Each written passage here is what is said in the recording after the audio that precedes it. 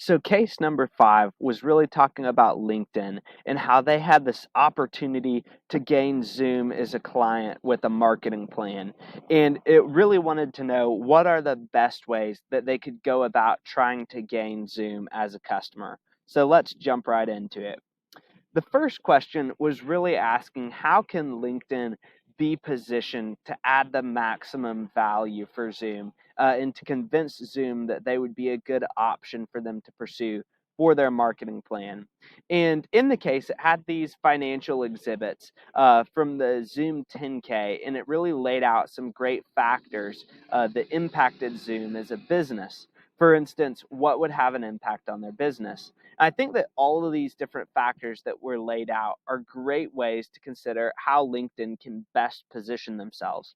For example, in the financial exhibit, it said that without new hosts and upgrades, that Zoom's business could be harmed. Now, Zoom operates as kind of a freemium business. You can have a minimum plan and not pay anything, but you can also upgrade and end up paying. And so the way that LinkedIn can pitch themselves is that they're a fantastic way to reach potential business customers. You see, LinkedIn is a great network of business professionals. They have around 850 million members in 200 plus countries. So, since a lot of people go on to Zoom to do their business calls and to engage in business, then LinkedIn really becomes a great way to reach potential business customers if you set up an advertising plan with LinkedIn.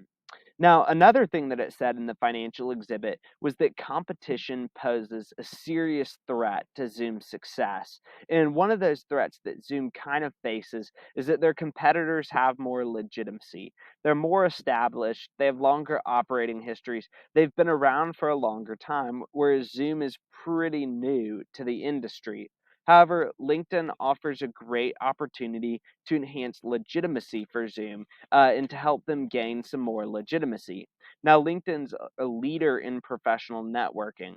They're known as one of the best professional networks out there, according to this Forbes article that I was looking into. And so, if you advertise on LinkedIn, if Zoom decides to do this, then that could enhance their legitimacy. So, this is a great way for LinkedIn to position themselves, trying to gain Zoom as a client. Now, kind of the next question was wondering about the right balance between asking questions and going into a hard sales pitch. And I think it's super important to keep in mind that listening is a vitally important skill in business. Listening builds trust and it shows people that you care about them and about their business. And it also allows you to better understand the people and culture you might be working with. If I don't ask questions about your business or about you personally, then I'm not going to know very much and I'm going to be relying kind of off my assumptions. However, I think it's also important to note that the marketing VP wanted to skip that kind of initial discovery sales call and jump right into a sales pitch. So it's important to understand her expectations and preferences coming into this meeting. So ultimately, I think it's important to find a healthy medium and split time about 65-35 would be what I would say. Do your sales pitch and get into more specifics for about 65% of the time, but also spend about 35% of the time really asking great questions and getting to know Zoom as a potential client because it's vitally important that you understand them and that you build that trust in the relationship. And kind of the last question was a little bit similar. Should you really rely on the sales collateral or aim to have a casual conversation? And once again, my response to this is it's going to be kind of important to find that healthy balance. For example, the VP of marketing, she wanted that sales pitch. However, you also have to keep in mind that this is the first time that these two people are ever meeting.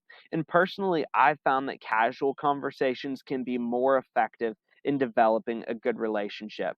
You get to learn more about the person.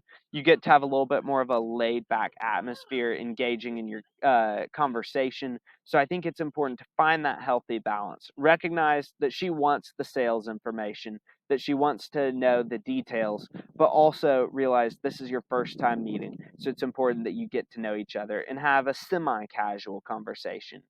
So, in conclusion, I think that there's a lot of great potential in this business relationship, and they should strive to find a healthy balance between those things. Thank you.